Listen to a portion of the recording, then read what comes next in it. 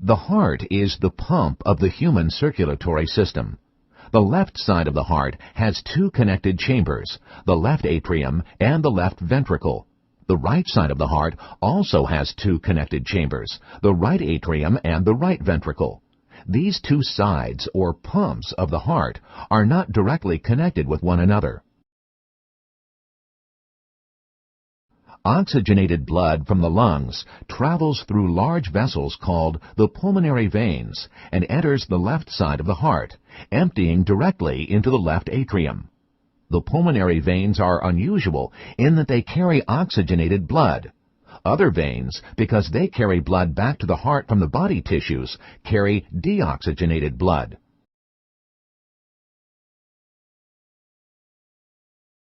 Through a one-way valve called the left atrioventricular valve, also known as the bicuspid valve, into the left ventricle.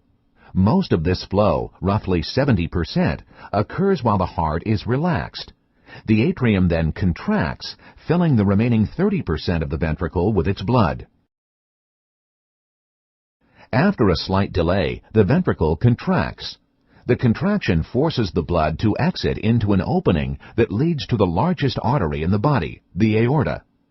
The atrioventricular valve closes and prevents the backflow of blood into the atrium. The aorta is closed off from the left ventricle by a one-way valve, the aortic semilunar valve. It is oriented to permit the flow of the blood out of the ventricle, but it snaps shut in response to backflow. Many arteries branch from the aorta, carrying oxygen-rich blood to all parts of the body. The pathway of blood vessels to the body regions and organs other than the lungs is called the systemic circulation. The systemic circulation brings blood to the neck and head and to organs in the rest of the body. The systemic circulation gives up oxygen to the body tissues and receives carbon dioxide.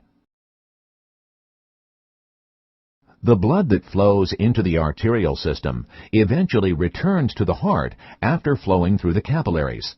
As it returns, blood passes through a series of veins, eventually entering the right side of the heart. Two large veins collect blood from the systemic circulation. The superior vena cava drains the upper body, and the inferior vena cava drains the lower body. These veins dump deoxygenated blood into the right atrium. Blood passes from the right atrium into the right ventricle through a one-way valve, the right atrioventricular valve, also known as the tricuspid valve. Blood passes out of the contracting right ventricle through a second valve, the pulmonary semilunar valve, into a single pulmonary artery, sometimes called the pulmonary trunk, which subsequently branches into arteries that carry deoxygenated blood to the lungs. The blood then returns from the lungs to the left side of the heart, replenished with oxygen and cleared of much of its load of carbon dioxide.